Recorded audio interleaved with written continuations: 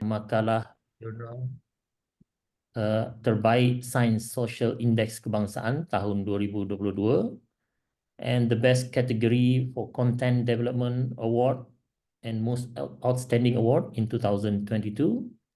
And also in 2022, he is the finalist of Teaching Award, Applied Arts and Applied Sciences category, the 14th National Academic Awards by the Ministry of Higher Education Malaysia. And his area of expertise is more on the game development, game-based learning, animation. All right, so without further ado, I would like to welcome our speaker for today. Welcome, Prof. Okay, thank you. So a very good day and thanks for the lengthy introduction. Okay, can I use my slide or let me show that? Yes. Okay. Okay, share screen. Where's my slide? I think this is, yeah.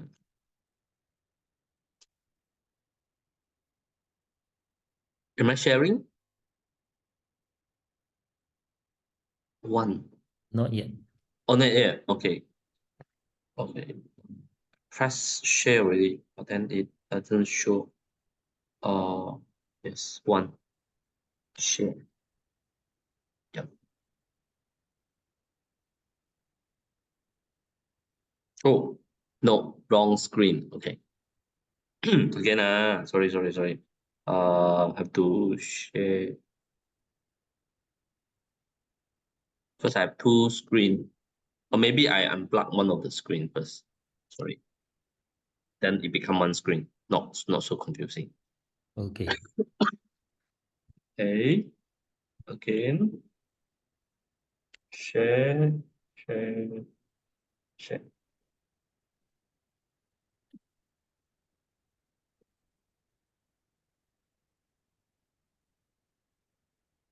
Okay. Okay. Is it okay now? Yeah, okay. Yeah. I'm sorry. I got this poster from your website and it's called Actioner. It should be international, but the word was prop.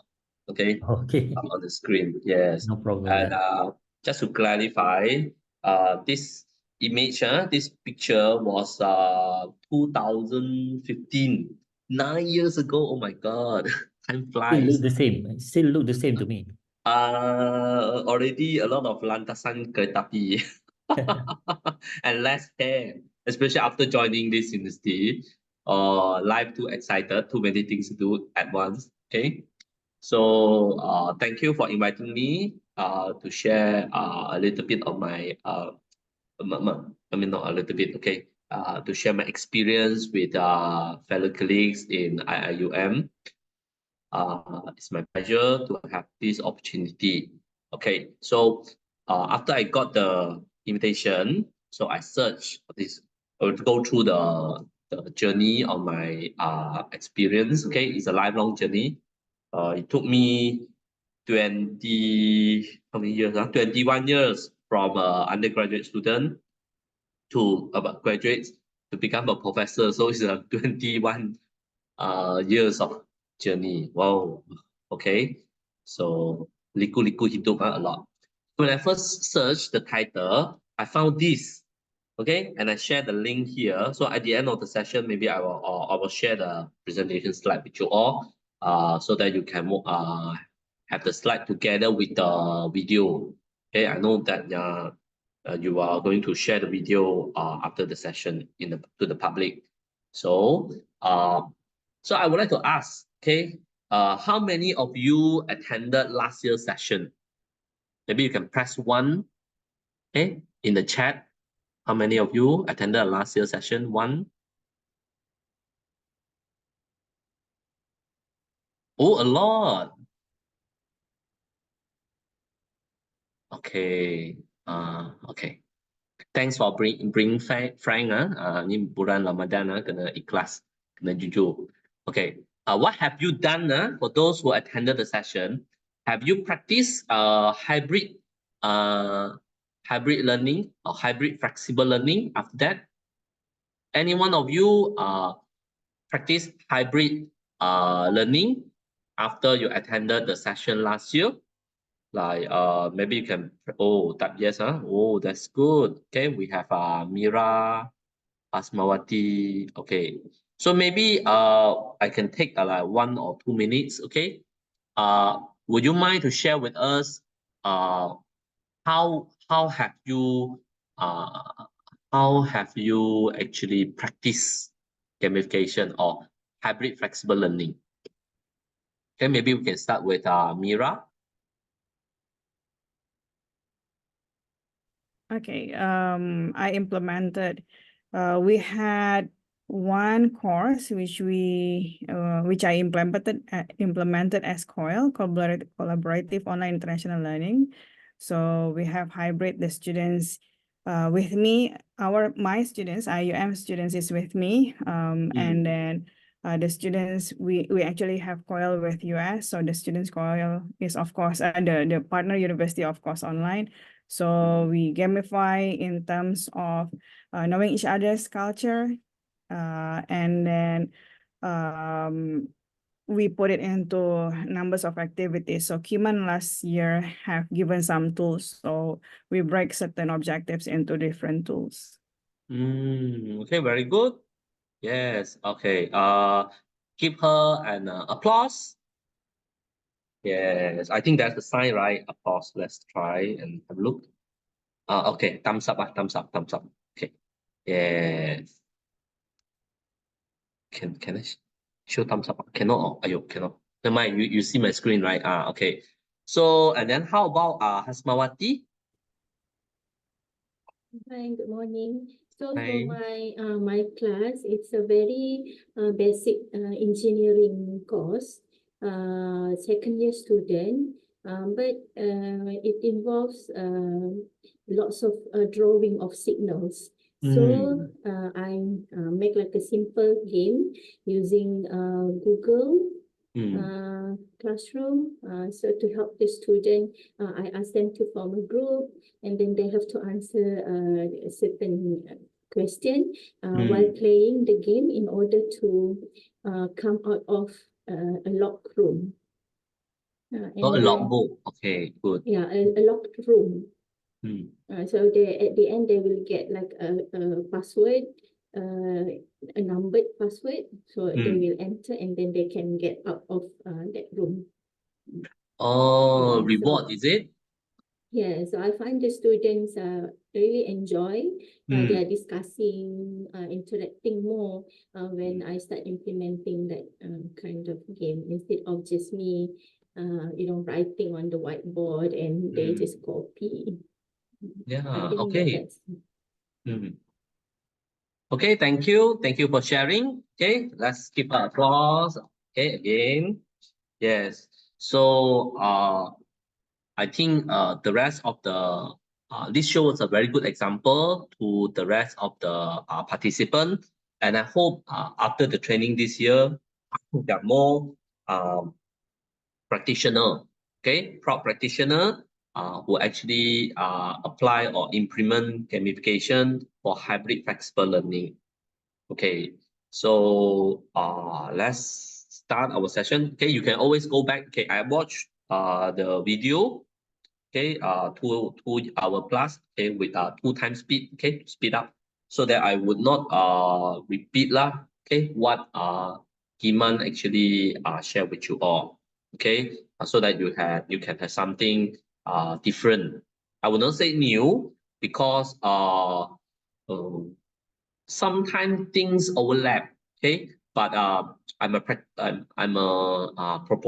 proponent of what constructivist, okay, learning theory, in which I believe let's say we have 1,000 people watching the same video, but because we have different experience, different way of interpretation, our knowledge and skills, okay, gained from the same teaching material will be very different because the new and the existing learning experience will be intertwined and form new ideas, new practice, okay, or even new experience. Okay, they direct our decision making. So it's totally fine with that. Okay, and there is no right or wrong practice of gamification. As long as, okay, you meet, later on I'm going to share with you 7 principles of gamification, which I propose. Okay, let's start. Okay. Okay. So before I move on, I would like to also know what do you mean by hybrid flexible learning? So I asked ChatGPT, okay, what would be hybrid flexible learning? This is the answer from ChatGPT, okay. I use the diagram. So ChatGPT answer using a diagram. So according to ChatGPT, okay, flexible learning and hybrid flexible learning environment, okay, is either traditional classroom, learning at home, learning at cafe, learning outdoor, etc., etc. Using, but the keywords here, you can see the circle is actually using digital devices. Okay, we can agree or disagree with this. Okay, but roughly, I think the AI actually hit the answer to some extent. So they are indoor and outdoor, okay, and not confined or constrained by specific location. That is what we call flexible, okay. And also, but one thing missing in this diagram, this hierarchy diagram, is the time, flexible in terms of time. Okay, flexible in terms of time, right? For example, for those who actually not able to attend the session today, are they able to learn later on at a later time while receiving the similar feedback, okay, from the instructor? That's the question. Okay, so with that, okay, I would like to introduce okay, this is something I call 7 principles of gamification. So as a person who study education and do research on gamification, I implement it even when I introduce these principles. So according to magical number 7, so our mind, okay, can without any special training, our mind can remember up to 7 plus minus 2 things or principles in this sense, okay, in one shot, without the pressure of hard memory or rote learning. So that's why I confine all the principles into 7, so that make it easy for you to remember naturally. Okay, so the first principle is, okay, I structure it into 1 aim, 2 approaches, 3 ways of immersion, 4 keys to fun. These 4 keys to fun was mentioned by Kiman, okay, last year. And then 5 levels of gamiology, 6 elements of game, and 7 steps of gamification. So 1, 2, 3, 4, 5, 6, 7. So if you cannot remember anything from this session, okay, you screenshot of this, you take away. That will be your minimum worth of your 2 hour or 1 hour plus session. Okay, so that is 1, 2, 3, 4, 5, 6, 7. Okay, in remembrance of my previous employer. By the way, I was working with University Pendidikan Student Inggris, UPSI, in Tanjung Malim. So I retired 2 years ago. I offer optional retirement. So in remembrance of my experience there, they plant a tree, okay, in Tanjung Malim, and put my name, okay, on the bark of the tree. It's a mango tree. So they remember me. I also remember them. So I put this UPSI in my life. Okay.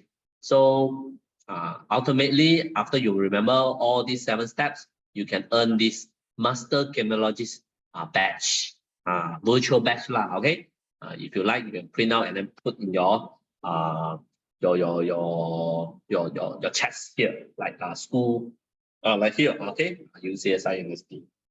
Okay, so our goal here today is for all of you to at least know how to practice these 7 steps of gamification. Okay, and if you manage to get it, you earn the Master Gamiologist badge. So in this journey, all of you are required to our goal is to become a gamiologist. Gamiologist is a made-up word, okay? That means an expert, okay, in using games for specific purposes. Like specialist, okay, using games for specific purposes. Okay, the first aim. Let's zoom in. First aim.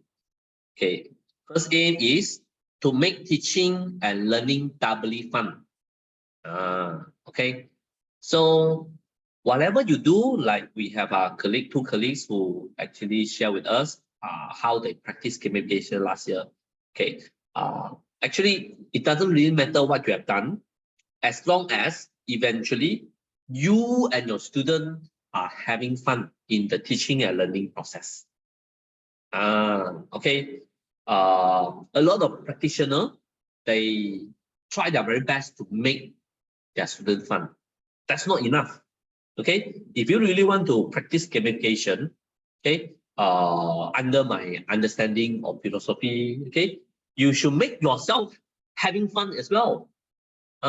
Because choosing to be a lecturer or a teacher or an instructor or professor in our field, okay, is because we have the passion, okay, to share our knowledge, to educate other people, okay, or to teach other people, okay, and the process must be fun by nature.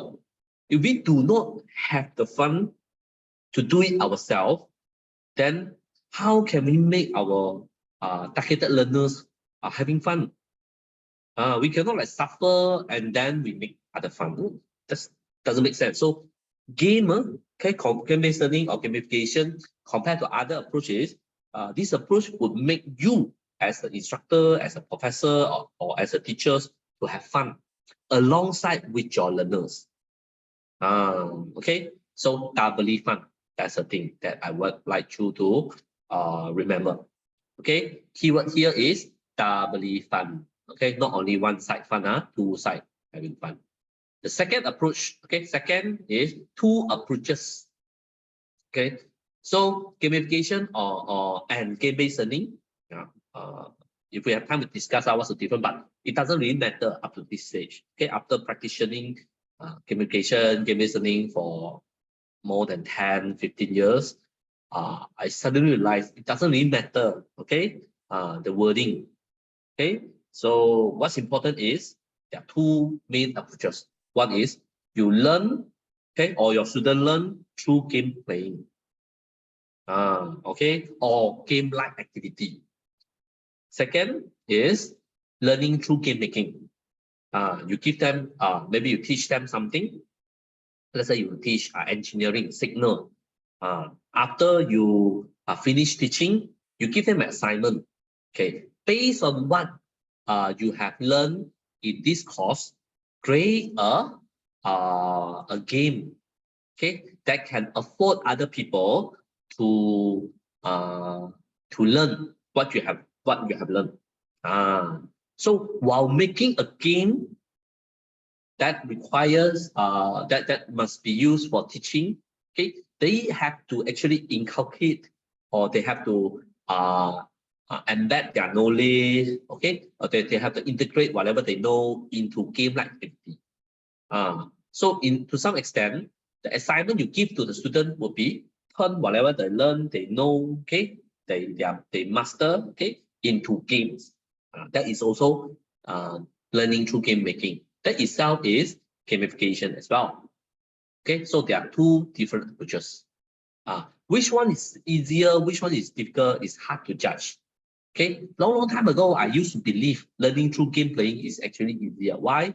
Because all we need to do is to identify a game that is suitable, that have maybe learning outcome or can align the game features into our intended learning outcome. Okay, let's say we are from the MQA table 4. Okay, we have this course learning outcome CLO. So we have to look for a suitable game to match, okay, the purpose or the learning outcome. Once we found it, okay, if the student or the learner can complete the game successfully, then we can claim that the student achieved the course learning outcome. This is what we call an alignment. I used to think that is an easier way, but quite hard actually. Okay, identify an existing game made by other people, or if the game is initially made for entertainment purposes, you'll be use it or repurpose it for use in your teaching practice. Okay, that is actually quite hard. Unless you have your own resources, like for example, you apply for PRGS, okay, prototype development grant scheme, prototype development research grant scheme, okay, from the Ministry of Higher Education, to develop a game that meant for teaching and learning. That one, okay, maybe can. So that is we do gameplay. But if you do not have any resources, okay, what you can do is maybe you share this video with your student, okay, because later on we're going to show you how to make a game.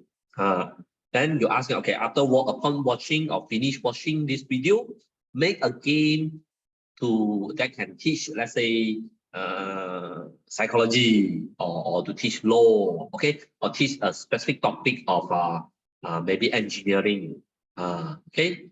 And then based on the game, then we ask other students to play tests, okay, or to play the game that played by a group of students, then to judge whether in terms of knowledge, are they learning the right thing? Is the game teaching concept wrongly? This is to see whether your students have the capability to express their understanding through game or not. So these two approaches. Okay. By the way, if you have a question, you can ask any question.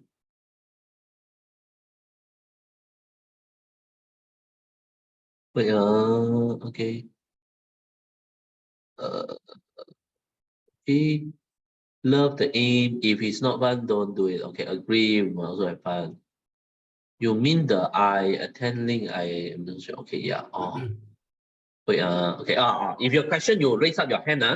Okay. Yeah. You can disturb me, no problem. Okay, then third, okay. The third principle, 3 ways of immersion. So before we actually implement either approaches of the game-based learning or learning through game playing or game making, we need to know how to make our players or learner immerse into the game playing process. Okay, I use the word immersion instead of addiction because addiction will lead to a negative connotation. But actually they are the same thing. Okay, see, if we use a game for educational purpose or for positive purposes, we use the word immersion. But if it is meant for like entertainment or something negative, we use the word addiction. So actually, psychologically, physiologically, actually they mean the same thing lah. Okay, from educational perspective. So there are 3 ways. This is to explain how we actually get addicted or get immersed into a game world. Okay, so first is tactical immersion. Tactical immersion is the type of immersion where fast-paced, okay, that require hand and eye coordination. Hand-eye coordination. So for example, your hand is holding a mouse. Your eye is looking at enemy. So you have to coordinate so that you shoot the enemy.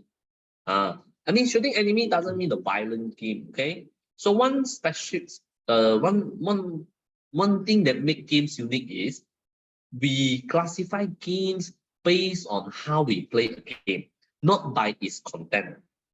Okay, like for example, let's say the game that you play requires to shoot something. Okay, we cannot say this shooting game is bad things. Why? Because the target that you shoot could be a bubble. Okay, some candy drop from top. Okay, you have to aim and shoot bubble so that the bubble can hold the candy. Would you call that a violent game? No, you won't. Shooting bubble. Catching candies. So cute, so nice. Some more pink color. So my daughter would love it lah. Okay, so shooting game doesn't mean it's a bad thing. Okay, so the content of game is different from the genre of game. Okay, but whatever it is, as long as it requires hand-eye coordination, fast-paced movement, that is called tactical immersion. Okay, so one way game make people addicted or immersed into it is because it requires this hand-eye coordination, fast-paced movement. Okay, so we enjoy the fast pace, and to the extent that we do not want to give up playing. Like for example, nearly there. Okay, you should. You miss a little bit. Then try again. They will. Okay, game designer will make the button replay or play again. Try again. Very big, so that you accidentally will touch the screen or touch the button, and then you continue playing. And then by the time you realize you finish playing the game, it's already 5 hours. That's tactical immersion. Okay. Another type of immersion is strategic immersion. This strategic immersion is the opposite of like tactical immersion. This doesn't require fast-paced movement. It requires of thinking. Okay, regular thinking, logical thinking, all kind of thinking. Okay, in which you have to deploy strategies to overcome certain challenges. Okay, strategy game, like for example, the typical one would be chess. Okay, you play chess, international chess. Okay, before you make one move, you have to think. Okay, if I make this this move, what would our opponent do? Okay, the more you think about, the more strategic it is. Okay, so normally this type of game is turn-based. You make one move and make another move. Turn-based strategy game, or it can be real-time strategy. Okay, like war game, competition game. All these are strategic immersion, and because the requirement of us, okay, thinking about how to solve certain problem, okay, or deploy certain strategies in problem solving. See, problem solving games are all strategic immersion game. Okay, these are the games that make us addicted to it or immersed into it. Okay, so that is another type of immersion. The third type of immersion is called narrative immersion. This is like when we watch drama series. Okay, narrative here is story. Okay, but narrative is different from story. Why? Story, okay, is something okay. Okay, in the game world, right? This narrative is something that we cannot interact with. Okay, we cannot interact with. So let's say after we finish one mission, okay, they show us a cutscene or show us some cinematic or an animation or video of what actually happened as a result of what we have done. Okay, because we are interested to know what is going to happen next. Okay, after we have done something, so we cannot stop playing it. Okay, just like we watch drama series, we finish one episode. Okay, nearly the end. To be continued. So the to be continued part is the one that make us come back tomorrow, wait in front of TV when I was kid. Now no need lah, okay, because we have Netflix lah, okay, watch video online, okay, or wait for the next episode to release. That's the narrative immersion. So game with storyline, okay, or engaging storyline would be this type of would offer narrative immersion. So all these three, if we think from an educational perspective, we can turn our challenges that offer to the learning practice, okay, into this form. Okay, challenge a student when they are actually very active. Okay, they are very excited. Challenge them using this tactical immersion. Give them something that requires hand-eye coordination. Okay, for things that requires them to solve problem, okay, we challenge them so that they get into the strategic immersion. Okay, and then for things that have episodic events, okay, let's say you do science experiment, okay, you do something that have consequences, okay, okay, that have episodic or consequential in nature. Maybe you can put it under the narrative immersion. raise their curiosity. Okay, the curiosity to understand what is going to happen next. That will be narrative immersion. Any questions so far? No? Okay. No, I continue. Okay. Fourth step. Fourth step. This fourth step is actually a repetition of what Kiman had said last year. Okay. 4 keys to fun. It's not from Kiman, not from me. It's from Nicole Lazaro. Okay. One of the top women in game. Okay. Top women in game in the world. He's a consultant. She's a consultant. She conducted some study on how people are having fun when they play games. Okay, people fun, serious game fun, easy fun, and hard fun. Later, I'm going to come back to it lah. Okay, but you just need to know there are 4 keys that you can enter the fun world. So this link back to this doubly fun. So maybe to students it's people fun, but for you maybe it's hard fun or easy fun. Okay, people fun is related to social interaction. Serious fun is meaningful. You do something that is meaningful. You enjoy doing it because it is meaningful. For example, now this year I was appointed as a chair of INSA Asia. So we are doing some. We are helping grassroots scientists, okay, to promote their innovation or invention. So to me that is quite meaningful. I also have fun, although I have to work hard on that. Okay, that is serious fun. Hard fun will be mastery of knowledge and skills. Okay, when we try very hard, okay, and then eventually we become a master of the knowledge or master of the skills, then we have fun. Okay, easy fun would requires us to become very creative, innovative, or imaginative. Okay, once we manage to create a very innovative product, innovative solution, that would be easy fun. Okay. Okay. Then 5 levels of gamiologies. Okay. So these 5 levels of gamiology was one of the outcome of my PRGS grant, which I did 2019, I think. Okay, 17 and to 19, I got a PRGS. Okay, so I propose these 5 levels of gamiology.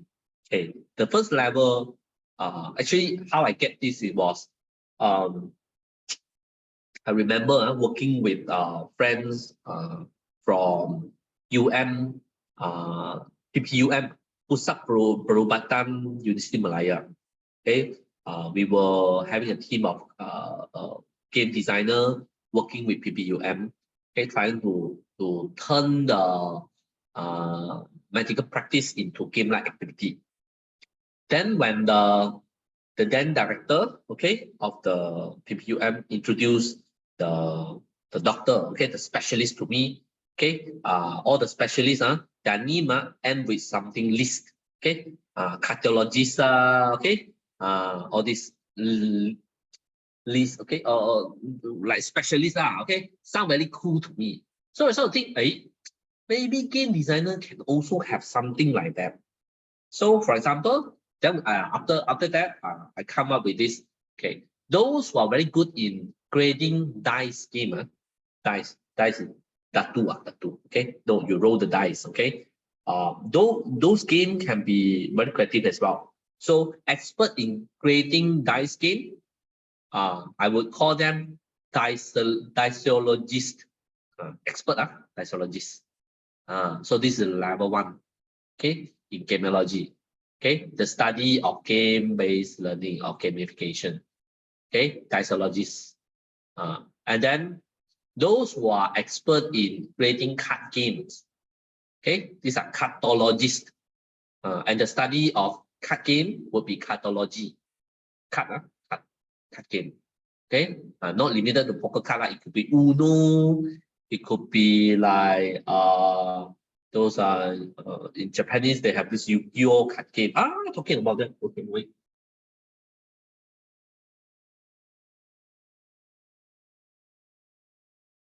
Okay. It happens, okay. So last week I was in Japan, in Tokyo, with my boss, okay.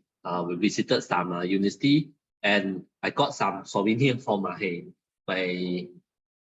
daughter and my son. Okay, but apparently they are not sure yet. Okay, so this is card game, no? See, card game.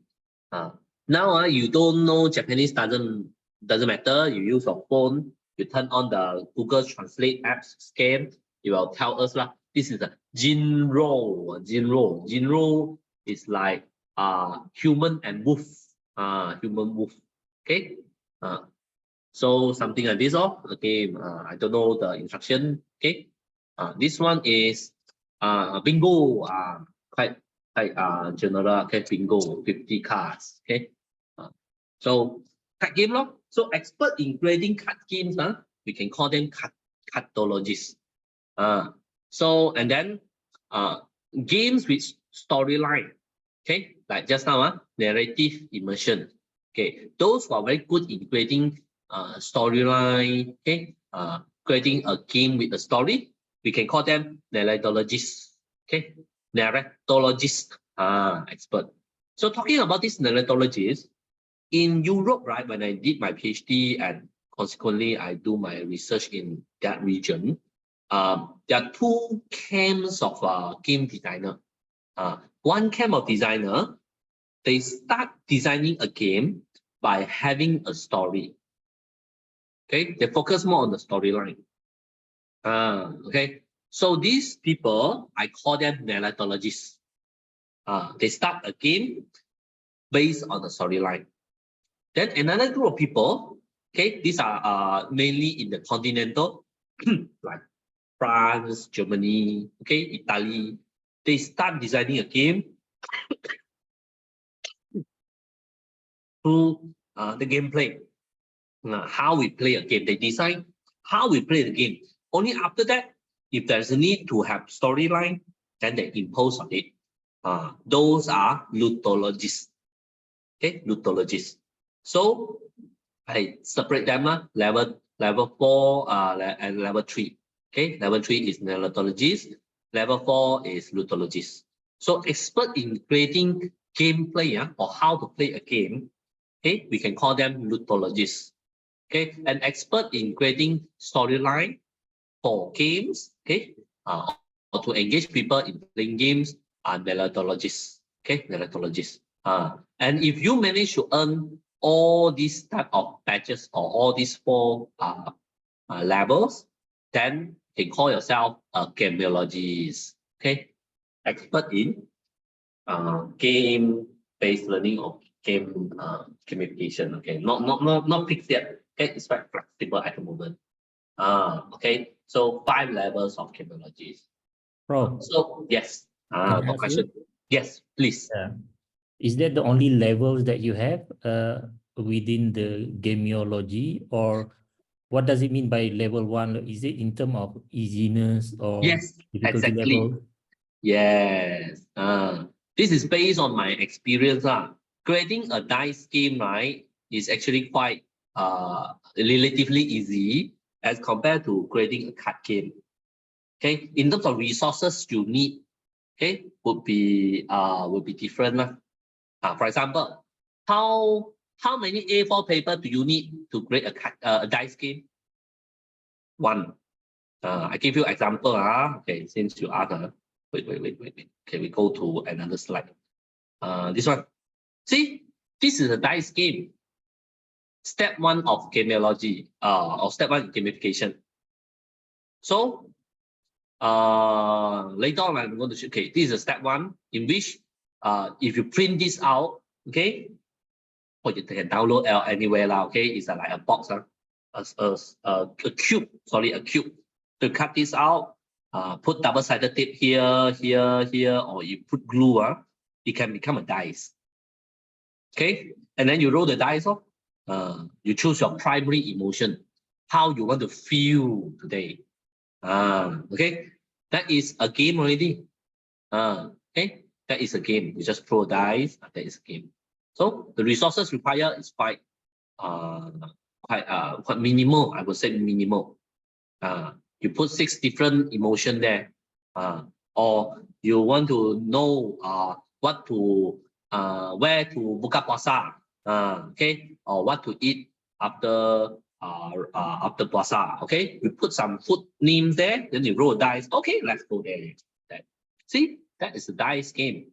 Quite easy to handle lah. Okay, go back here. Okay, card game. You see, you need more design. Let's say I open this. Okay, unboxing. Unboxing. Say you need to design a lot of things. You need to do. You know, first you have to design the gameplay, the requirement. You need to have this instruction. See, more things you need to prepare. Instruction. So you turn the gameplay into something that player know how to do, what to do. Then you have to come up with even the box. Okay. Quite interesting. And then a stack of cards. And the card, every card got different meaning one. Okay. Not many lah. Okay. See, you have to design. But nowadays you can use ChatGPT lah to design for you. See, different design. Citizen, a werewolf, citizen, and then these are all citizen. So see, you have to design different things. Oh, so many citizen. Okay. And then this will be a necromancer. Okay, necromancer. Wow. Okay, not bad. Not the quality. Yeah, too bad. I already bought one. Okay. So cut off. See, more complex, right? The level increase, but still, card game is relatively easier to design as compared to a game with a storyline. But it doesn't mean that dice game cannot have story. You can have a story. Okay, you can have a story with dice game. Okay, maybe at the end of session I can show you the different types of dice game that you can use in your class, okay, and teaching. There's some YouTube video we can search together and show you. Okay, so card game will be difficult than dice game, and then the game with story will be a little bit harder. And then to design a new way of playing a game, which is Lotologist, is actually quite challenging. But do you know who can do it best? Kids can do it best. Okay, kids, okay, regardless of your skin color or your race, when they are kids, when they are more than one kids, when they play together, they normally will invent games. Okay, naturally, when they want to play together. So it's just that after we grown up, too busy with our homework, last study, we lost that skill. So what you need to do is to recall the good old day when you were a kid. You impose rules on your siblings, you impose rules on your friends, okay, when you play together. Okay. One example of rules that set the rules of Lutologist, okay, is our Dato Miss Pun Sidik. Because in the past, right, normally when we play badminton, everyone serve like this one, okay? But he said, no, whose thing must be like this? He come with the Miss Pun crocodile serve. From like this, in front of the neck, they do like this. They shuttlecock like this. So that is rule setting, set a new play, new way of playing things.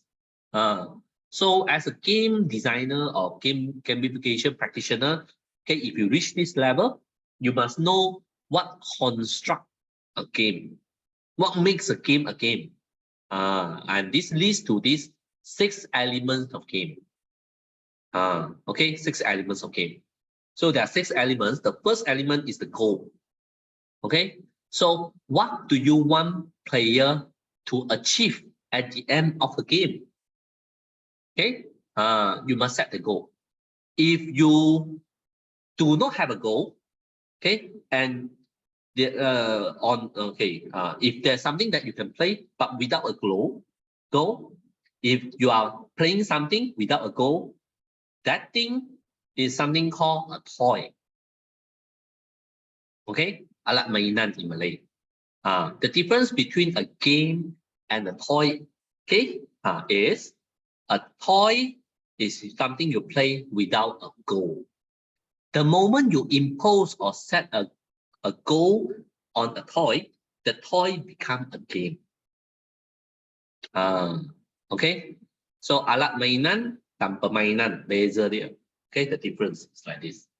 Okay, and normally the first rules, okay, the first rule of a game is the goal. Okay, the first rule of a game is actually the goal, and the subsequent rules that you set for a game are actually what a players can do, must do, okay, can do and must do in order to achieve the goal, and also what a player cannot do, okay, when they try to achieve the goal. So the rules are very important. And the first rule will be the goal, and then the subsequent rules are actually you set to inform, okay, or to restrict the players so that to increase the level of challenges. Okay, the level of challenges lah. Okay, the more rules you set, the more challenging it is. Okay, to achieve the goal. There is no perfect rules. Okay, there's no perfect rules because players will always find their ways to either bend the rule or break the rules. So take badminton, for example. You see, when I was a kid, when I played badminton, complete a game, the rule has been changing.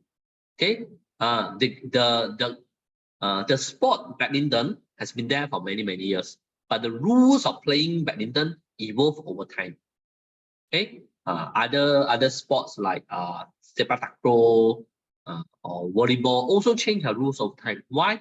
Because when certain type of people, a certain player, they found a way to dominate, okay, and to win it continuously. Okay, this is what we call a dominant strategy. Then other people, no matter how hard you try, you lost you cannot win. Then what's the purpose of being a loser? So when no one wants to play the game, then the game will die off. So in order to balance or rebalance the game, okay, so rules has to be amended, okay, in order to encourage more players, give chance to those other people to win, okay, so that the game become more interesting. Or else, all the time, only one person win the game. Then what's the fun of other country sending representative or investing resources, okay, to this impossible mission? That's why you play all of it. Okay. One games or one sport is now facing a problem. Okay, we have a question. Nora Zita. Okay, yes. Good morning, Prof. Yes. I have a question regarding the goal. The goal there, is it meaning what is the game learning outcome that we want to achieve as the creator, or what should the player aim to win the game? Okay. This later on in the step 4 of my 7-step gamification, I'm going to explain how can we align the intended learning outcome to the game role, game rules, and feedback. Okay. Okay. So we have to know, okay, when we are wearing the cap as a game designer, okay, or gameologist, our goal is to make the player having fun. Okay, but if we change our cap into a lecturer or teacher or a professor, our goal is to make them learn, okay, or acquire the knowledge and skills or attitude that we want. So these two must be balanced so that if possible, okay, students actually have fun, okay, achieving the intended learning outcome. Okay, how to do that? By integrating or make the challenge more creative, okay, design different interaction, okay, give different feedback and rules, okay, set a storyline so that they engage into it. So there are many ways that we can do that. But all the learning outcome, you hit the jackpot, okay, learning outcome must be aligned to the goal of the game. Without that, you cannot claim that student who actually completed a game has actually achieved the intended learning outcome. Constructive alignment must be there. Okay.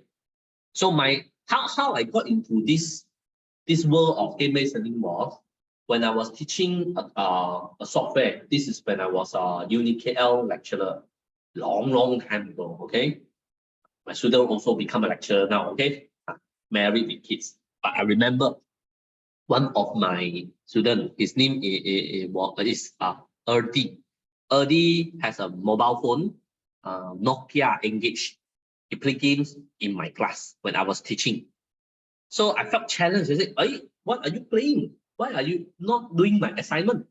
Then when I look at the screen of the mobile phone and the assignment I gave him is a 3D Studio Max. Last time I called 3D Studio Max. Now it's called 3ds Max modeling, 3D modeling software.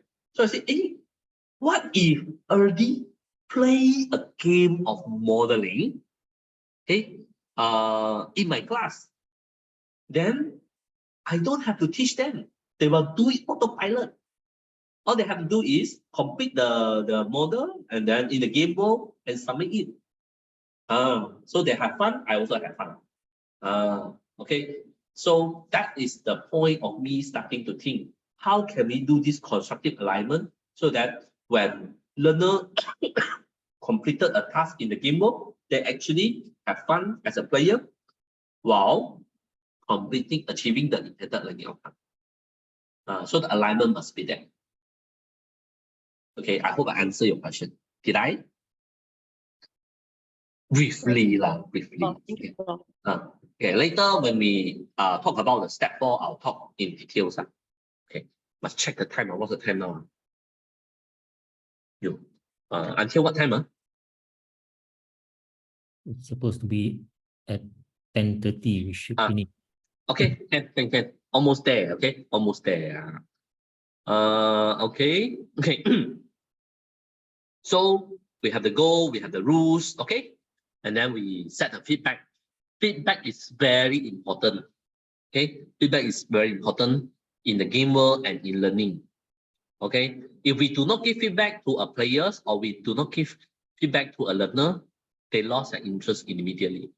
It's just like when you design a game, you ask your player to shoot something, but after they shoot, right, in the middle of the bullet hitting something, the bullet disappear.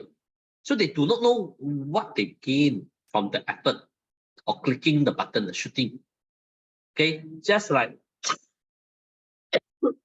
give your student assignment, but you never give feedback. So they never know what they have done right or what they have done wrong. Then how do they know, okay, their performance?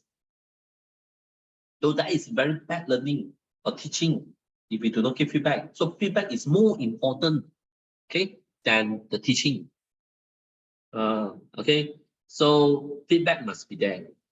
So the challenge of a good game-based learning or gamification is whether it's flexible, hybrid, or whatever, the challenge is the quality of feedback. Okay, you can try with a student. If we give them very ambiguous feedback, okay, or you can give them very constructive feedback, they perform differently after that. If you give them ambiguous feedback, okay, they do not know where to go next. So I have this experience long time ago. There's a college called Ta College in Starbucks. They do not have lecturers who can teach games, so they invite me to become part-time lecturer. So every Saturday, I travel from Tanjung Malim to Ta College in Starbucks, and then teach them, and then go shopping like KL, right? Okay. Then the student impressed me. Okay, first the class start at 8 o'clock, so 6 something I have to travel early. So because I have limited time, so 8 o'clock they all stand by in the classroom. And then after they finish the assignment, they ask for more assignment. I was so surprised. Why? The students so interesting. Finish assignment, finish. They ask for more assignment.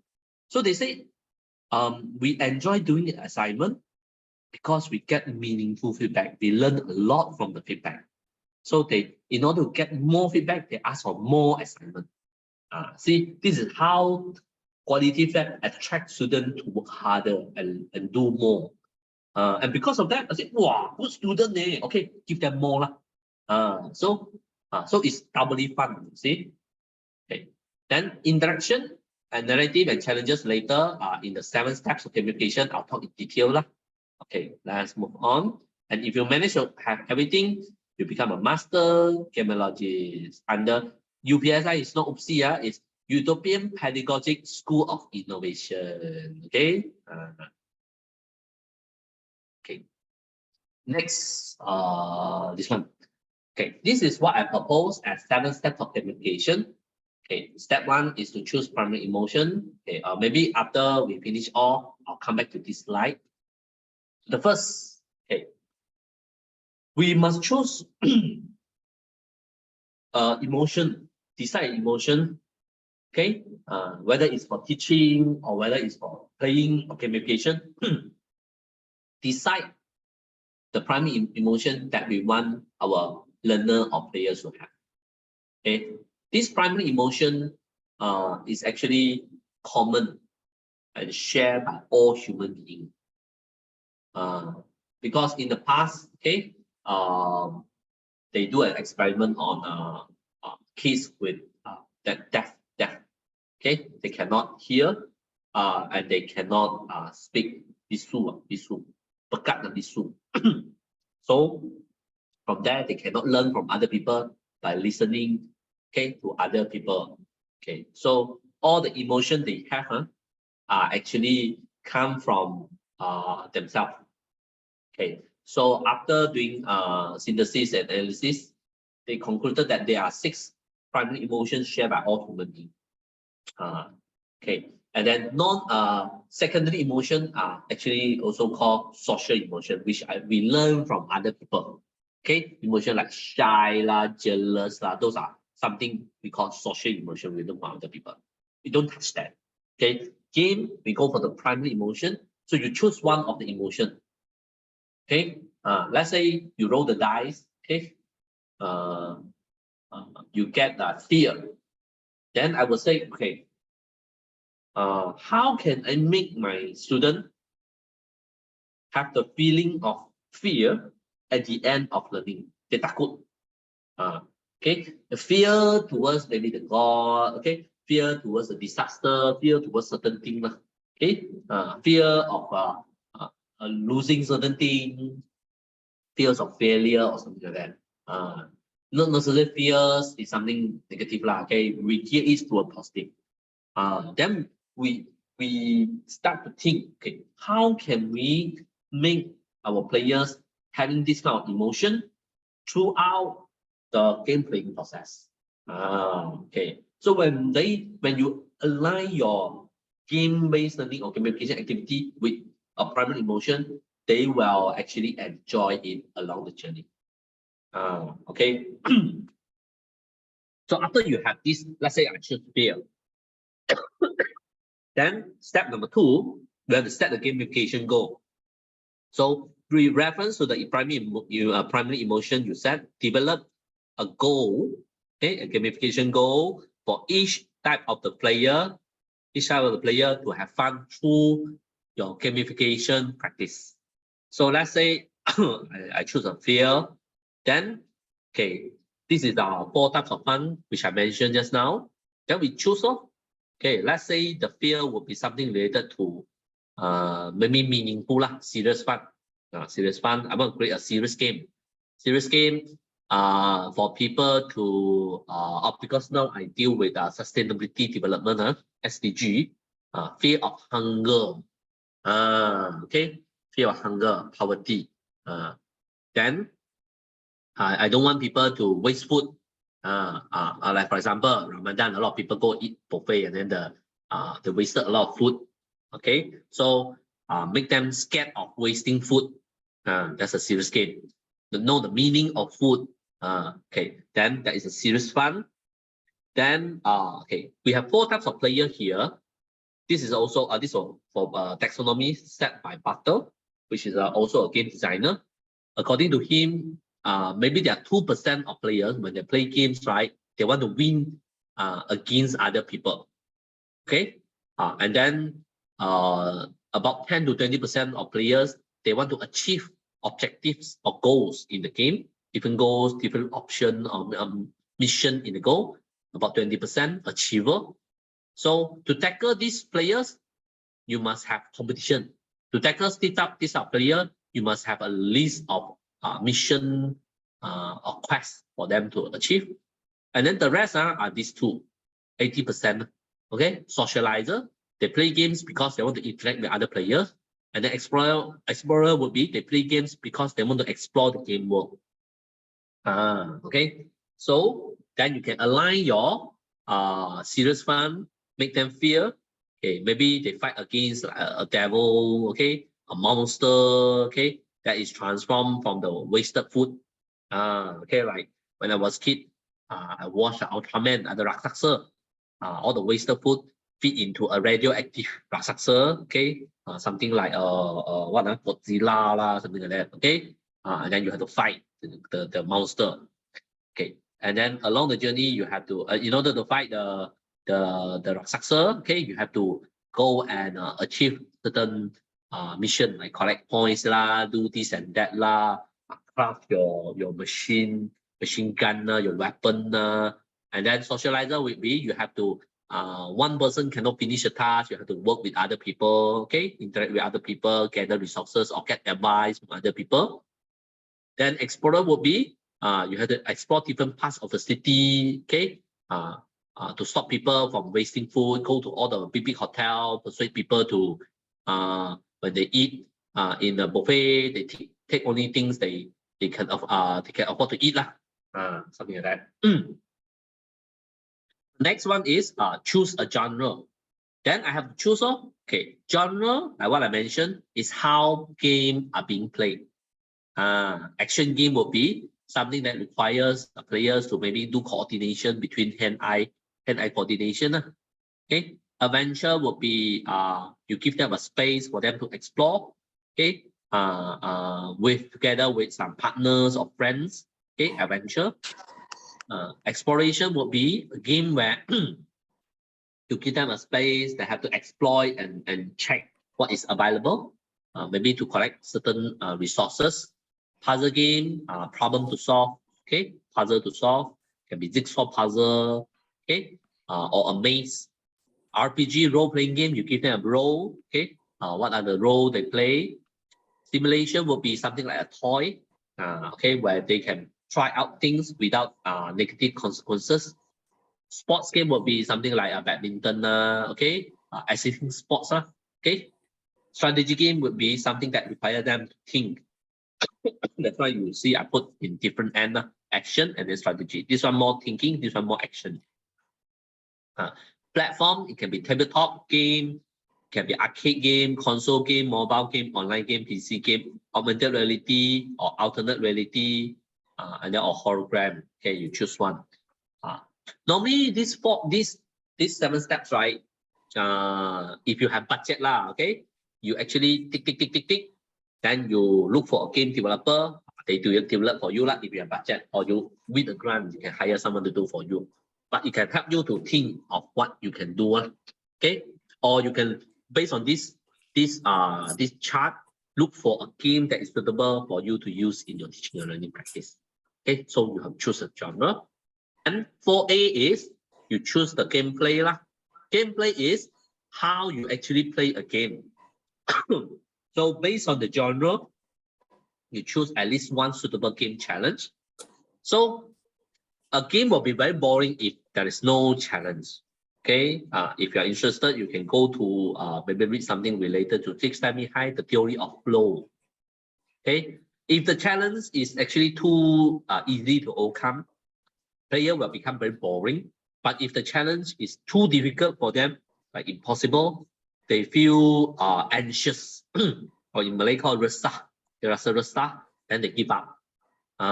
Okay, so we have to maintain. It cannot be too difficult or cannot be too easy along the timeline.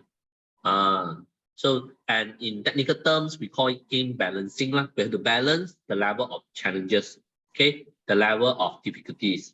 So some people do it by combining different type of challenges in the same game.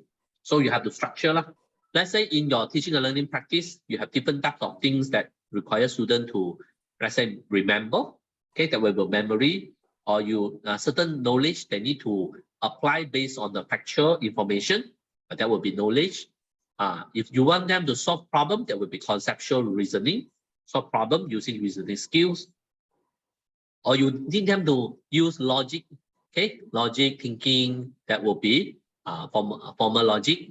If you want them to think outside of the box, okay, or think without any box, that would be lateral thinking. If you want them to manage their resources, okay, accumulate and manage their resources, that will be economic challenges. If they want them to compete with other people, okay, race against other people using whatever tactic, strategy, logistic, okay, that will be conflict. If you want them to have fast-paced action, hand-eye coordination, okay, that will be physical coordination. And research has shows that if you give them some time pressure, like deadline, okay, countdown, timers, okay, they will do a little bit better. That will be time pressure. Not necessarily one game, one challenge. You can have more than that. Okay, and then exploration. Okay, you can use if they want them to explore different space or area to see new things, overcome obstacles along the exploration, that will be exploration. If you want them to mix and match, okay, things, that will be pattern recognition. Sometimes not necessarily visual, it can be sound as well, audible patterns. So these are the typical 11 types of challenges game designer use. Okay, game designer use in designing games. Now I transfer it to gamification. This is the answer asked by the participant just now. Sorry, cannot remember the name. So set the game role, game goal, game rules, and feedback. So in the game role, we call it goal.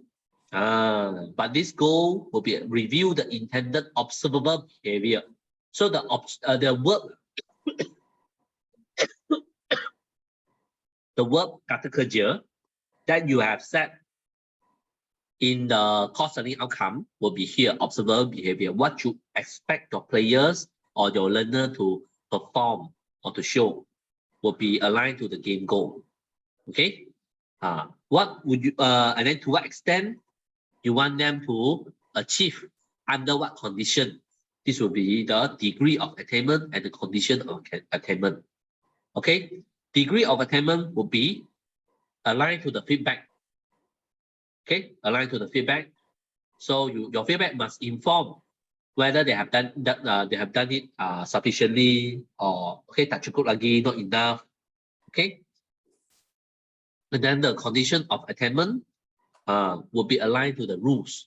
Okay, they must achieve the goal by abiding the rules.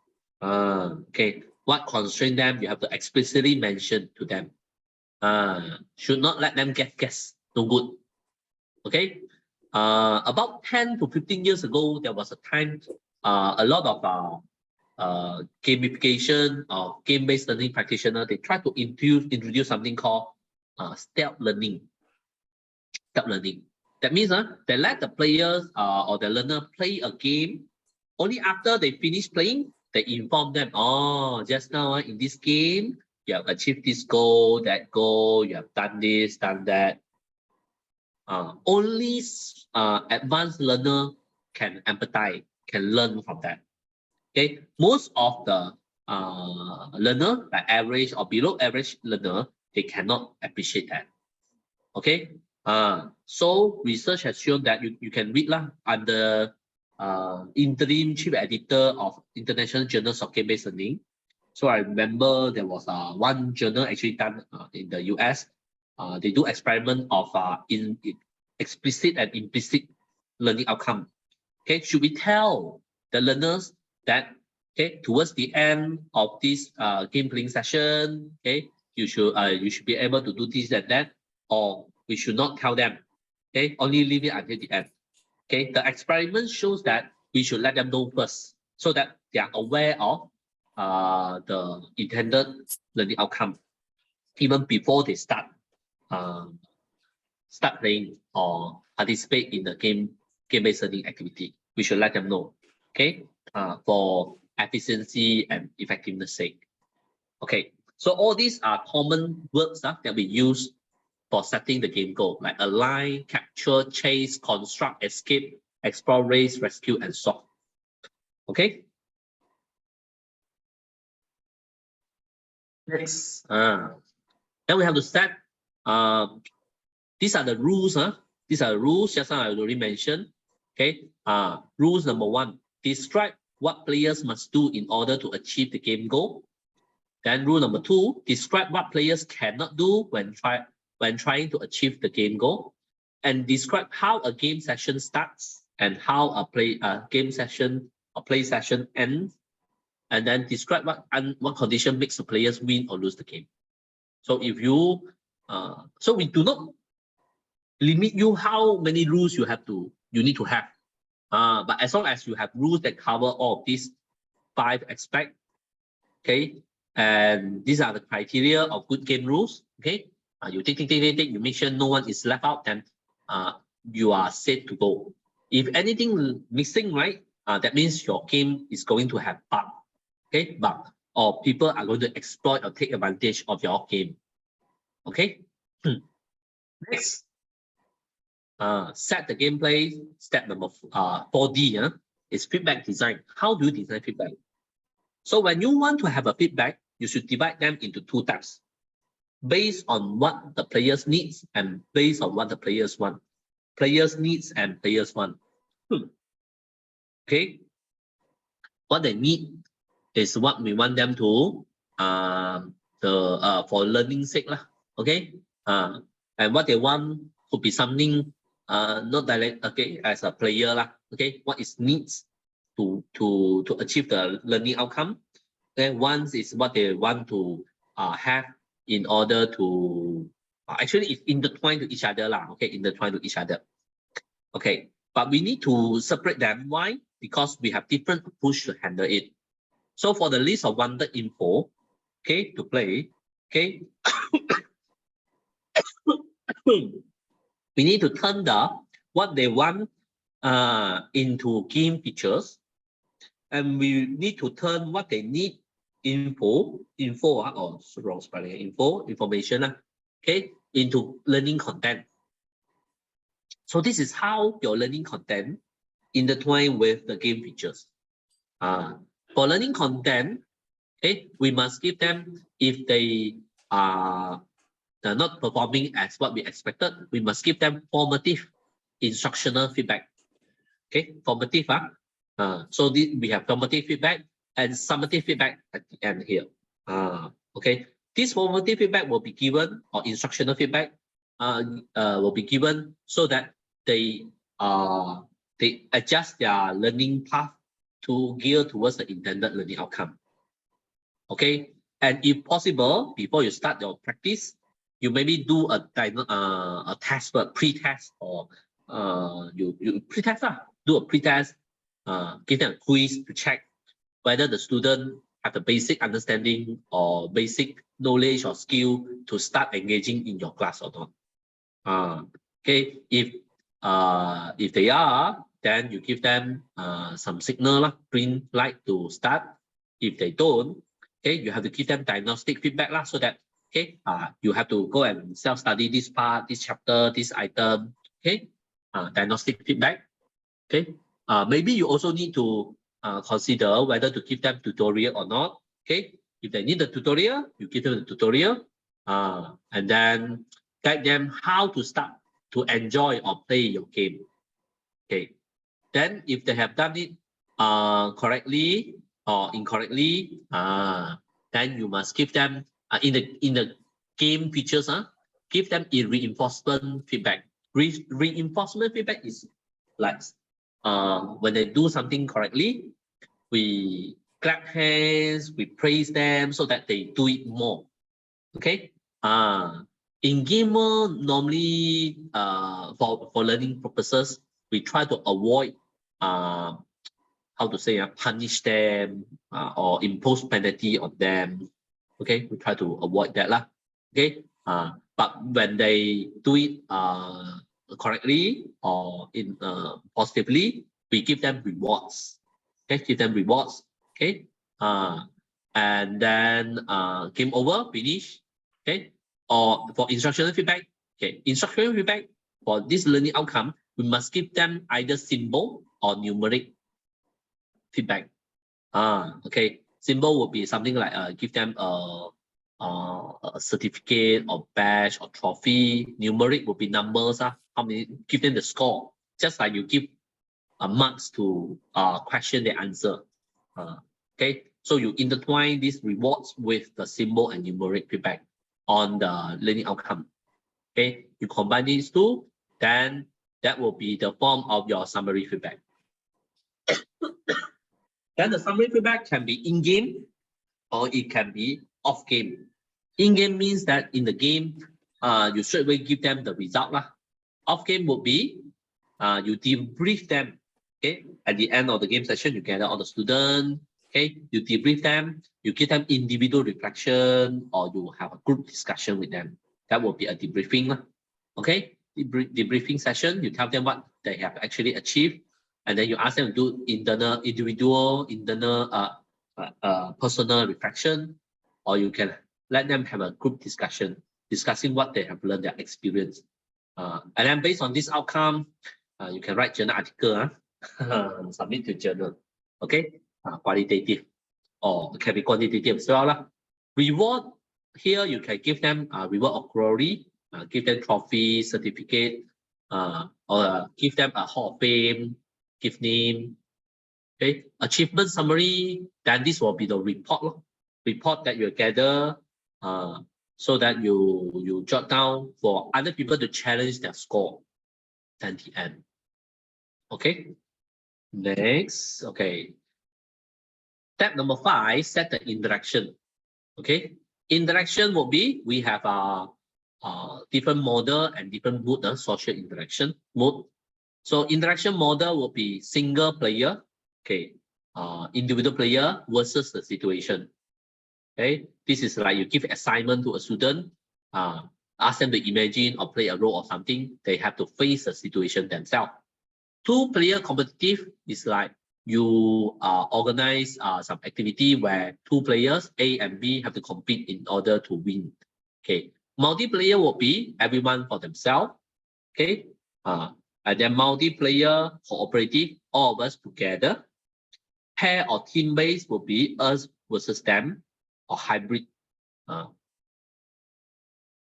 Then social interaction mode, either is avatar. Avatar based means the player will have like a chess piece. Okay, they control a piece.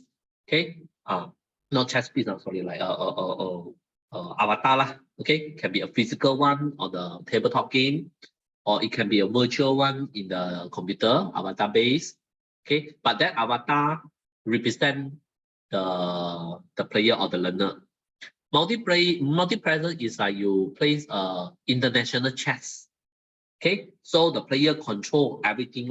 Okay, can be a pawn, can be a castle, can be the queen, can be the king, multi-present. Okay, party base will be a group. Okay, the player control a group of characters, a group of players. Okay, in the gamer, like maybe like FIFA game, okay, or certain party-based game, or a group of players, okay, go for an adventure or try to complete a quest. Contestant base will be they do not move, they sit here, like a debate team, or question and answer, who wants to be millionaire, that kind of thing.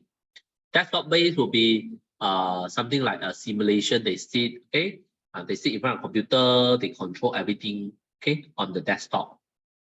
Okay, so different types of interaction model and the interaction mode. Okay, step number 6 will be choose a game space. So when you want to choose a space, before that you must list down all the assets, including the learning material, okay, learning material, the game material, or whatever you want to appear in the game space. Okay, you list down first, and then you set the priority, which one to present first, and then you choose an appropriate game space, and then you construct game space based on the game physics. How it can be a virtual one or can be a physical one. This is how you choose. First, you ask yourself whether the game is it the physical space, or is it a zero dimension? Zero dimension is like a talk show, okay, or it is like who wants to be millionaire, okay? Player do not need a space, they just talk only. Like who's the richest man in the world? Elon Musk, like for example, like that. Okay, question and answer zero dimension space. Okay, so the space only happen in the mind of the players, the host, and the audience. If not, then you ask whether it's a linear space. Linear space means okay, level 1 after finish, move to level 2, level 3, level 4, and cannot go back one way only, linear. Okay, next space will be space within the space multiple space. All these you can refer to Ernest Adams' Fundamental of Game Design books if you are interested more. But if you are not interested, you can play a few games, you roughly know what I mean. Okay, then if it is either one of these, okay, then you have to think about the virtual game space. Lastly, lastly, I will need 3 minutes left. Is a story of a game. So this is a typical Hollywood 3-act structure. Why we love to watch Hollywood movie as opposed to those independent experimental movie. Okay, it's because of this 3-act structure. So all the, let's say you break your lesson, let's say 2 hours lecture. Okay, you set it like, okay, you divide this 3 acts into 4 sections. So that will be 30 minutes, 30 minutes, 30 minutes, 30 minutes. So act 1 will be 30 minutes. Okay, then at the end of 30 minutes, you start to set a catalyst. Catalyst is an event that changes the normal life of a player or a learner. Like they will call for action, okay, call on duty, something like that. Like in the story, like a Spider-Man, the main character Peter Parker was bitten by a super spider. Then his life changed in total. Then along the journey, okay, you see we have to set different challenges. This will be the assignment, task, quiz. Okay, that we set along the journey for our learners or our player to engage. Okay, the level of difficulties must be sequenced in a way that the longer they play the games, the more difficult it is, and the climax will be the most challenging one, and the final confrontation will be the one that they face the big boss the most difficult challenges like final project, final assignment, or something like that. And then after they finish, you have to bring them back to the normal living. But you see, they already transformed into a learned person. See, the level of knowledge, the level of the engagement will be different. And then let's say you have another lesson or another session. The start, the act 1 starting point will be at the final resolution. That's how our students will grow their knowledge and skill over the time. Okay, so I think that's all for these 7 steps of gamification. So 1 minute left. Okay. Actually, I thought I have more time, right? Okay, can demonstrate using chat maybe in the future Okay, never mind. Okay, that's all. All right. Thank you very much, Prof. So I would like to open the floor for question and answer in case I think there anyone would like to ask question. Good morning, Prof. Yes. Yeah, Shakawi from KICT. Hi. So the way that the thing that you have taught here, basically this is can be used as a non-digital game in a way. So it's not constrained to creating a game. You have to get a developer or something. So if we can just make a tabletop or something in class, we can play. So we can just use this as a basis, I think. Yes, Right. You're right. If you have more money, you hire someone to do it for you digitally lah. Even dice game can be digital dice one.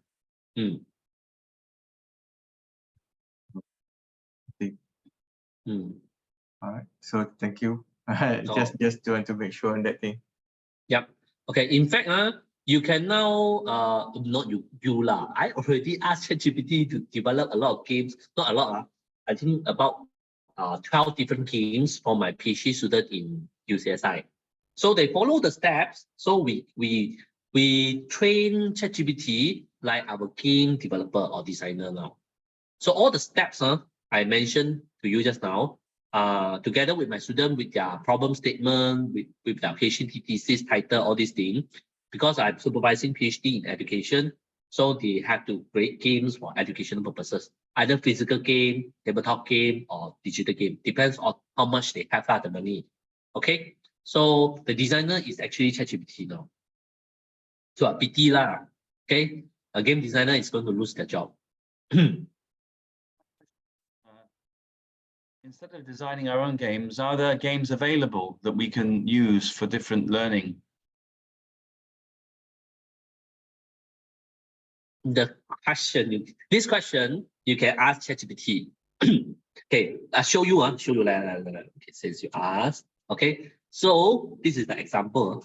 When I ask, right, ChatGPT give me the link of the session. See, CBD training gamification for hybrid flexible learning tools and tips. It shows, but you have to turn on the access or web access. But this is ChatGPT 4, so that it show the link.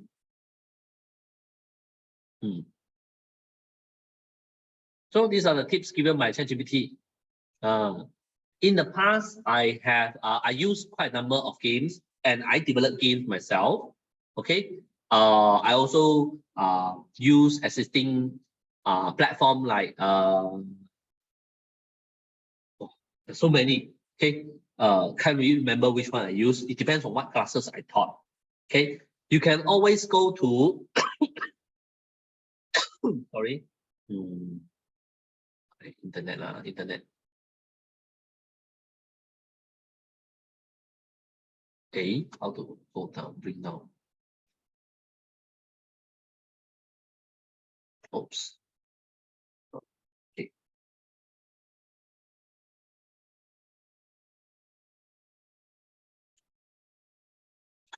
Okay. Okay. IJGBL. Okay. It's International Journal of Game-Based Learning or some other. Read some of the journal articles since we all are in this field. Okay. To check what the games people have used and tested. Okay. So these are some of the games. Like for example, let's say you mathematics learning, a sandbox game, education game. Okay, can read some of it. And now this journal is open access, so all the articles you can read is free online. But only if you want to publish them, you have to pay lah. Okay, so these are some places that you can check for games that you can use. Another one is actually handled by my friend. It's called Serious Game.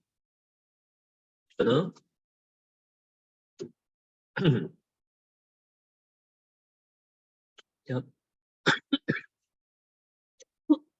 So you can also check some of the games here. What was the site just now, the first one that you shared? It's called International Journals of Game-Based Learning. And that is International Journals of Serious Game. They have these are journal. So when they are journal, the outcome actually is peer review. The journal actually have the editorial board. They go through, they verify the result. Okay, the result of the this one you have to access lah. Okay, so these are some example. Because it's for educational purposes, it's better we look for something curated content. Okay. Or another one is computer and education journal. Computers and education journal. This is the only accept quantitative data. Okay, quantitative data. Quantitative data means they do experiment. Okay, they look for things related to experiment. This is one of the Q1 journal article. Because a lot of people say journal publication is very like theoretical based. No, in the field of game-based learning, we actually look for things like this. Cognitive ability, how we analyze, how we show evidence of learning through an empirical research. Okay, you can search game a lot. Okay, so some of the picture, draw the big picture games and education. So I encourage since we are all in the field of education, okay, you can look for games through whatever our colleague elsewhere in the world have practiced. Okay, I hope I answer your question. Yes, thank you. Prof, there is a question in the chat box. Okay, let's have a look. Can you give example of software to digitize learning related to art? Or you can check here in Google. Okay, art, game, architecture, games, architecture. Maybe they don't have lah, but we can check.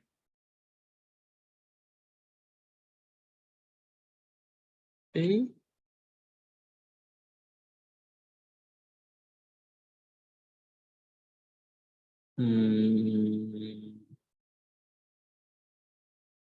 Why I prefer to get from here is because these are all validated lah, validated. I do not remember all the game. See, game like language learning and video environment, there are a lot lah. Okay, so I would suggest you can go to Scopus. Okay, Scopus. Okay.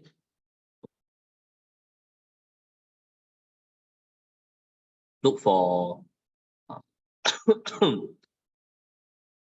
games. Okay, we can look for, if you are into sound and music, okay, look for things like this. Okay, or you can go to this Journal of Game-Based Learning handbook, or no game theory lah. Okay, so IJGBL, game studies, okay, sound music, these are all acceptable. Okay, let's say game study, you can find from here. Okay, you click on, oh, no more, too bad. Okay, see, no good lah, no good. Let's say IJGBL. Okay. Okay. Okay. Maybe you can, this is the journal I mentioned, Q2. Okay. Then you can search, or cannot, this is a trial version. Okay. If your university got the access, maybe you can check lor. Okay. Or you can check inside the IJGBL website.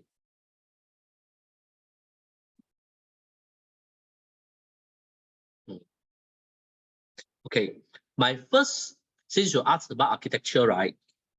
My first PhD student in UCSI University, model of Sansui painting teaching on design creativity among landscape architecture undergraduates in Suzhou, from China.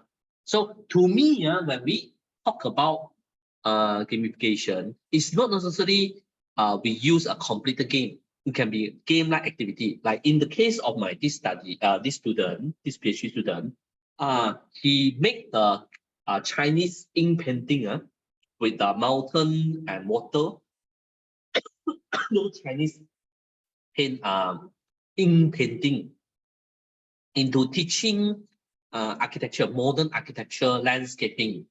That itself is quite fun, in which he divide the teaching and learning activity into 3 layers. To me, that is quite interesting as well. So if we impose this, we gamify some of the activity, that would be a form of gamification. I hope I answer your question. So do not limit your exploration into gamification. Gamification to us, teaching and learning in higher education is just one of the tools that we have. Okay, from the repertoire of skill. Okay, teaching and learning tools. Okay, apart from gamification, we also have other e-learning tools lah. Okay, we have learning management system lah. Okay, so a lot of them. Okay, and in near future, I think I already warned my students who are studying game design. They are going to lose their job once ChatGPT become capable of creating games. Now they can create video. Okay, very soon they might be able to create a game. Just give them instructions, set the game rules, 7 steps, give them the content, they come up with the game already. So 7 of my PhD students who do research into game-based learning, they use ChatGPT to design game for them. Okay, including the gameplay, and then the game graphic, and then they look for a contractor to turn that into digital game or to turn into card game or teaching and learning practices. Yes, you can have the slide after the session. Yeah, in fact, it's already recorded in the video. You can also watch the video. Scratch NYT is good and basic digital platform to create games. Yes, I used to use that as well. Okay, if you want to learn a little bit of the game-based learning, I would suggest you go for this code comeback. This one. This is if you are teaching maybe a little bit of programming to anyone who are interested. This is my teacher dashboard code comeback. Okay, they play the game and learn games. Okay, correct. So many. Okay, or if you want to train our student to have habitual, not habitual, yeah, habitica. Gamify your life. That's why encourage our students to gamify their life, make them more engaging in doing their homework, managing their life. Habitica is one of these. There are so many. Okay, and then if you want to use great interactive story, we have also finally. Not enough time. Okay, this Twinary is a tool in Northern Europe, Scandinavian country. This is very interesting. They in the school or university, they always organize this game jamming, word-based game jamming. They use Twinary. When you first started developing games, was there a specific software? Oh, Unity, okay. Normally now people use Unity. When I first, because I was a 3D animator by practice. So when I joined into the game world, Unity is the one we use. Okay, Unity. But now Unity is not only making games, oh, mine is Chinese version. Okay. But you, okay, yeah, cannot change that. But it's use Unity lah, Unity. Okay, you can learn it by yourself. Okay, Unity.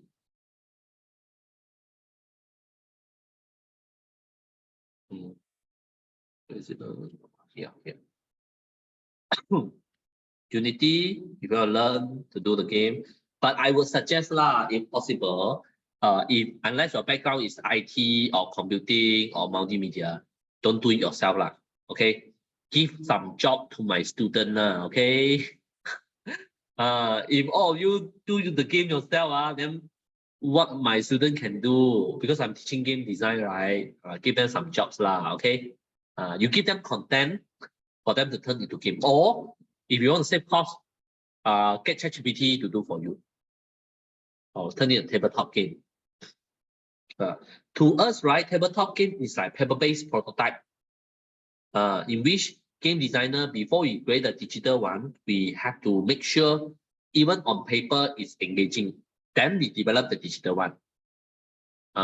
If the on paper is also not fun, then maybe no need to turn into digital. The technology itself will not make the game fun. It's you, the designer, who make the game fun. How much you hire a game designer? You apply a grant, use the grant money to hire law. Okay. You calculate lah. It depends. Normally you need a few months, 3 to 4 months to settle a game.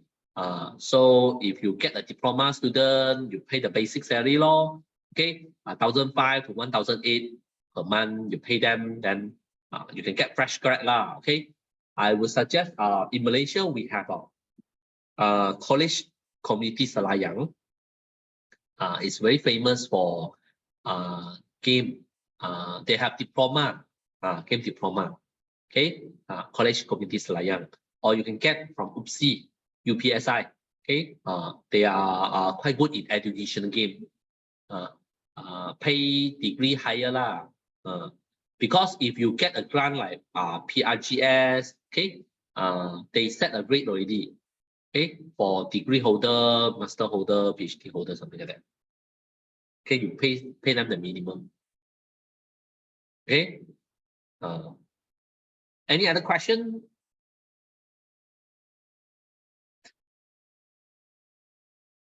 Apart from stress, you can also use stencil. Okay, stencil. So okay, like this.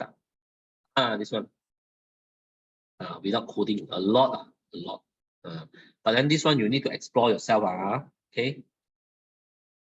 Stencil.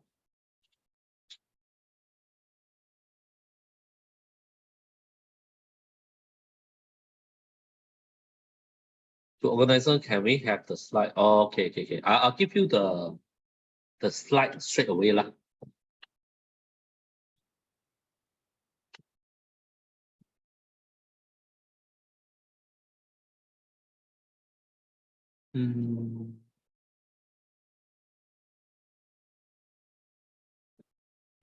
How to give? Oh, cannot. How to give? Oh, cannot. I give to the organizer. Oh, here. Yes. Computer, desktop.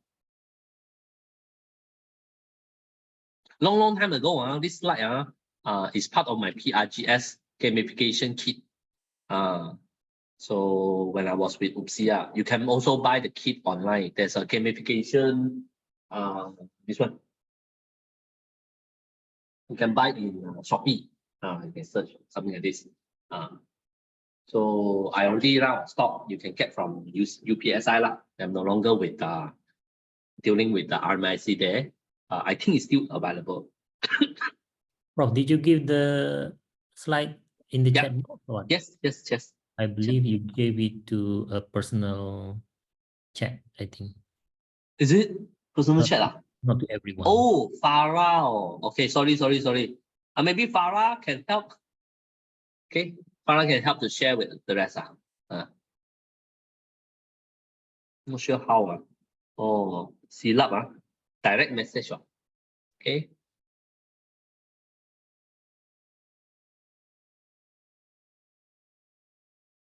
Oh, should be everyone. Yeah, wrong already. Yeah, again, do it again. Okay, any more question?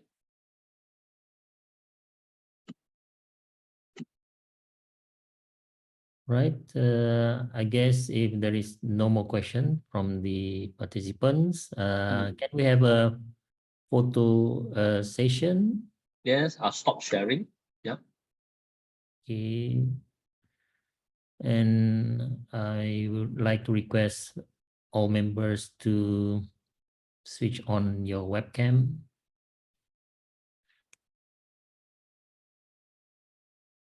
All right. Okay. So we're going to take first screen, smile.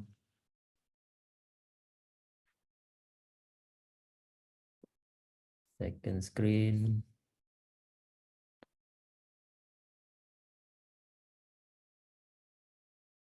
Third screen.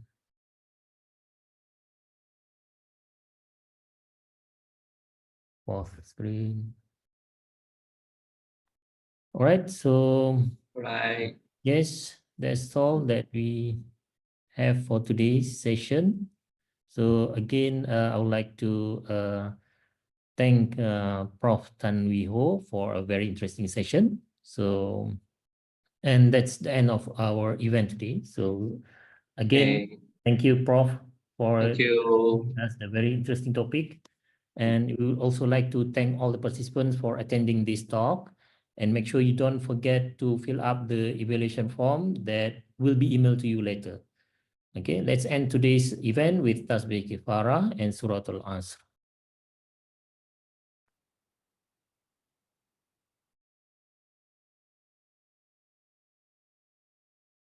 Okay, Assalamualaikum warahmatullahi wabarakatuh. Thank you, Prof. Okay, thank you. Bye bye.